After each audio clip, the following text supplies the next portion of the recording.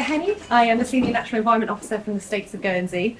I'm going to be talking to you about this project. Now, this is something that we, the States of Guernsey, have commissioned, but actually I've done none of the work.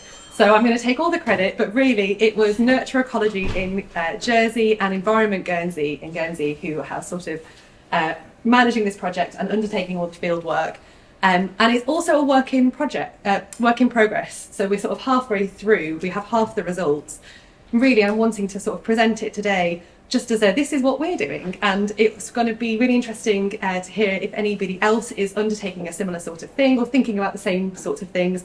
And I've already met with colleagues in Jersey who are looking at some of this stuff. So yeah, if you are thinking about it in your other respective islands, come and grab me afterwards. So this is about a project we commissioned about condition assessments for habitats, but I thought I'd start with a little whistle-stop tour about what we already know in Guernsey about our habitats. So we rely mostly on phase 1 habitat surveys. So we've had 3 undertaken, so one in 1999, one in 2010 and one in 2018. And these are great. They cover the entire island, including the intertidal areas. They're relatively quick. I mean, in 2010, the field work was done within 3 months and the report was published by November. So a really rapid landscape scale assessment. Using the JNCC's phase 1 classifications and methodology. This is some of the sort of data that we get out of that method. So we can see these quite large, broad scale changes in our landscape. So we know, for example, that our species-rich grasslands have declined by 60% in 20 years. But also that the amount of disturbed land, so like heavily cultivated land, has increased by 33% over the same period of time. So it's good in that sense. We get this, really rapid, large-scale change, but actually it doesn't really tell us anything about the in-betweeny bits. So the semi-improved grassland that we have left, actually, how is that faring? Is that reverting to improved grassland, or is that getting better? And it's really only when it changes classification system that we can start to detect that change. So we were interested in understanding our habitats at a more granular level. And in the UK, they might do that through the National Vegetation Classification System, or NVC. So this looks at the floral communities of those habitats.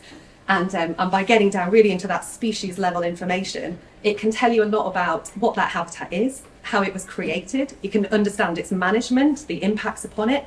And also you can understand what management you might want to put in place to improve that habitat.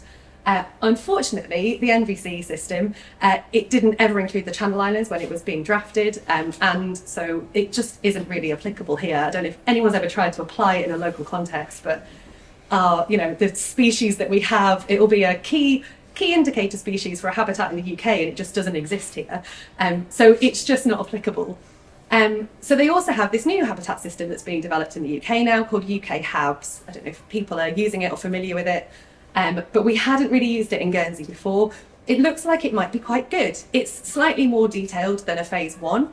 As well as, so with phase 1, you have these high level classification systems, but you also get these target notes that can add a lot more value to your survey. The UK HABs, you have these primary habitat codes, but you also have these secondary codes as well, which are sort of similar to those target notes, but they're standardized. So it's sort of a set, this is grazed by sheep. So it's not just free text like in phase 1. So you can actually get a lot more data from those notes, and then you can compare them across sites and things like that. It just adds a lot more value to it. So we thought, great, maybe this is what we need. Maybe this is what we're looking for. But is it applicable in Guernsey? Can we use it here? Does it specify we have to have annual mercury or whatever it might be? So we wanted to understand that. But also, I think we were still aware that UK HABs classification system, it's still a broad classification. And actually, how do we know the condition of those habitats within that classification? So we were also still interested to whether we could understand the condition of those habitats. So we thought maybe a condition assessment can do this. So this is really what we were hoping we could get out of a condition assessment of habitats. So measure that change within a habitat type that I was talking about. So if you can't do NVC, is there some other way that you can do it? I know they've been doing this for years in Jersey, so we're just sort of about 30 years behind, but this is the sort of question we were asking. We thought it might be really useful to be able to identify areas of good habitats. So both for benchmarking, so you can see what good looks like, but also you then might want to focus your protection on those areas and make sure that they're included in your protected sites network. And then it also might tell us which bits are rubbish that we might want to try and improve. So opportunities for that restoration, for conservation measures, maybe some investment from some nice corporates that would want to help us improve it.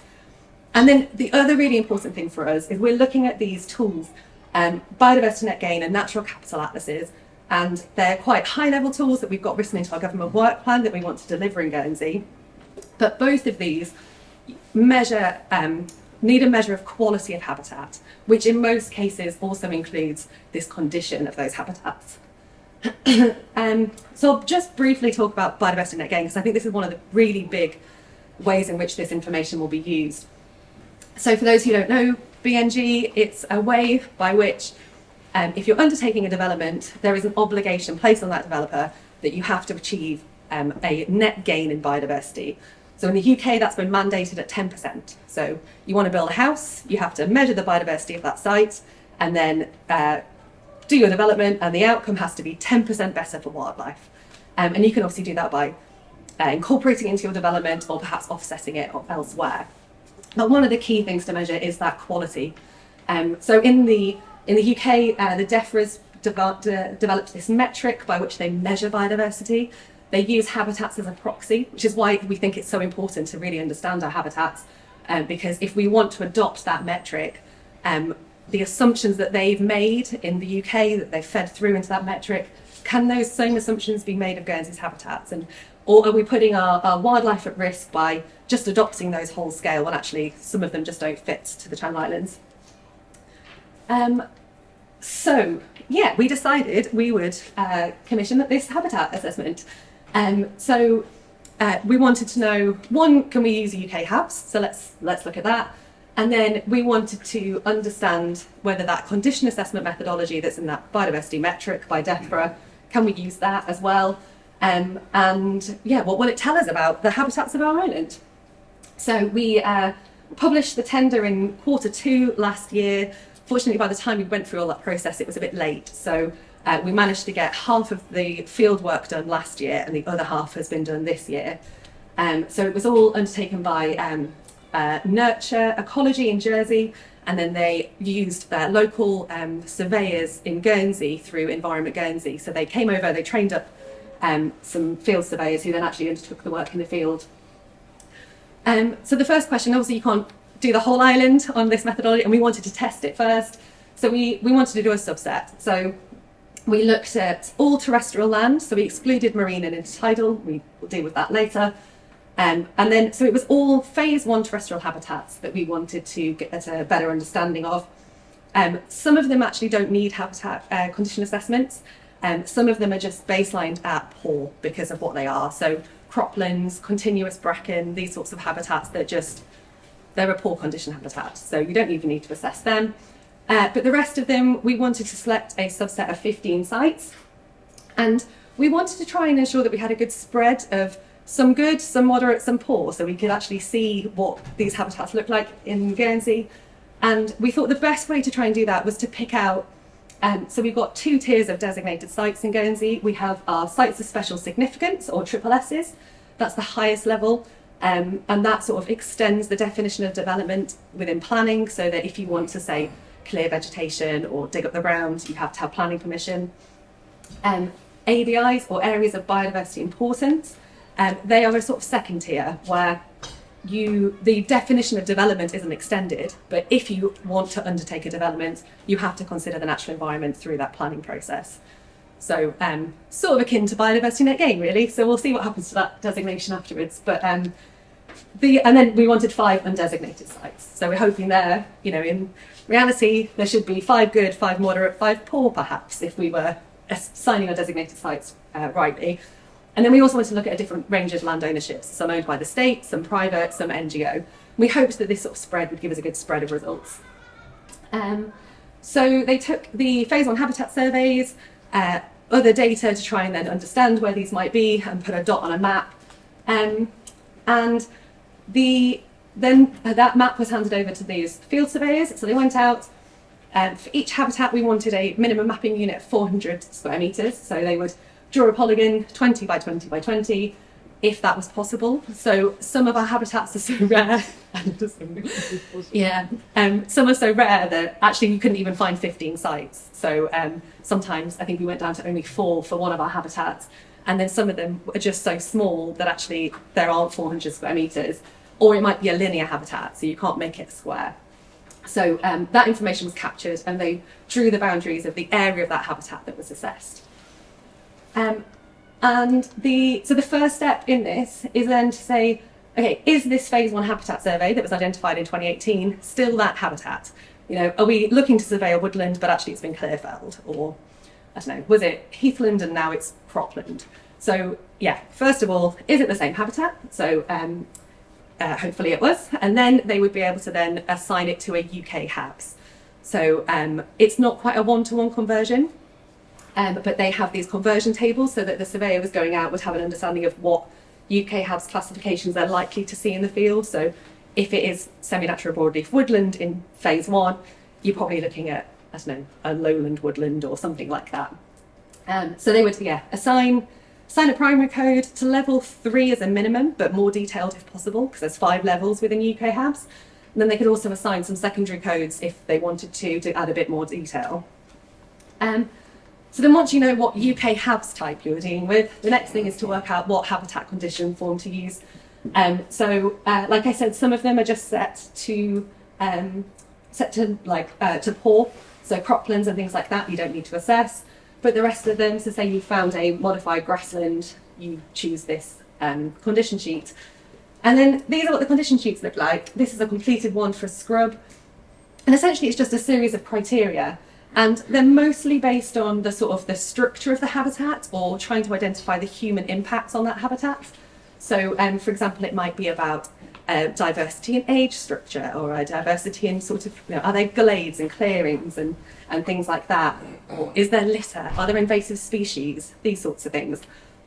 So you would, go through the form, give them all a score, and then depending on the condition assessment form and depending on the criteria, you would this one, for example, for scrub, if they fail 1 or 2, it's moderate. If they fail more than that, it's poor. And you have to pass all 5 for it to be good. So they did that. So they've assessed quite a lot of habitats, the grasslands and those time-sensitive ones will have to be done next year just because we missed that survey season. But as some sort of interim results, in terms of limitations, I think the limitations of this assessment that we commissioned, I think one of the biggest struggles is that for some habitats there are just too few sites. So you can't actually get 15. Those habitats might be too small. And then because there's so few, you just won't get that range in designations and land ownership that we were looking for. But in terms of the method itself, I think the biggest constraint or limitation that has been identified is access. I think, if it's a steep slope or if it's dense scrub or things like that, physically being able to get around that whole 400 metres squared to survey it can be quite difficult. But I think that's the same with every habitat and every assessment methodology that you'll pick, really. If you'll need to be boots on the ground, you have to be able to get your boots on the ground. And then in terms of the results that we get, so we get given this huge wealth of detail from this survey method. So this is a summary, but we get all of the those condition assessment forms all filled out that gets submitted to us, but then they get summarised like this. So this is our salt marsh results. As you can see, there was only 9 areas of salt marsh in Guernsey, so 9 sites were surveyed. We get the coordinates of the site, which is great, so we can actually baseline the condition of that habitat, and if we want to adapt to management, we can sort of look to see how that's changing over time. So we understand whether it's designated, and I'm pleased to say that all our salt marsh is, which is good because it's rare and obviously ecologically important. There's a small range in land ownership, a couple of them are private. And so we get the current phase 1 assessment and then the UK HABS assessment. With salt marsh, it happens to be a 1-to-1, but as I said, for other habitats, it might be a 1 to 2 or 3 different types of UK HABS. And then you get the result. So it was great to see that most of our salt marshes were in good condition. And then, so these are a summary of the results that we've received so far. So these are the habitats that have already been assessed this year. So shingle, for example, they were able to survey 15 sites, a range of land ownership, actually all of them designated, but I think that's because of where shingle is. And pleased to see that most of them were in good condition, which was great. Same with salt marshes, we've seen there were 9, and again, mostly in good condition. Brackish pools, there were actually 4 brackish pools in Guernsey, and 3 of them were in good condition, and 1 of them were in moderate. But the other thing that we find out about this is why, if things weren't in good condition, why weren't they in good condition? So we know, for example, that one of the salt marshes failed because of the presence of, or shingle I think it was, because of the presence of an invasive non-native species.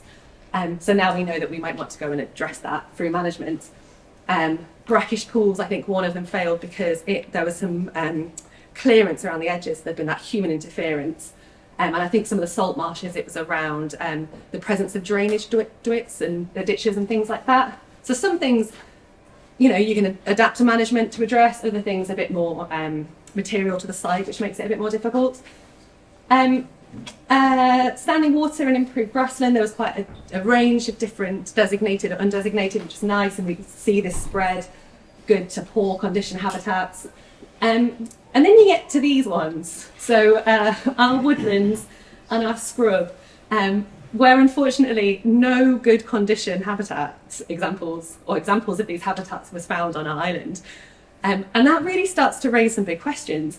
So in terms of what does good look like, well, we don't know in a Guernsey setting because apparently they were all moderate or poor.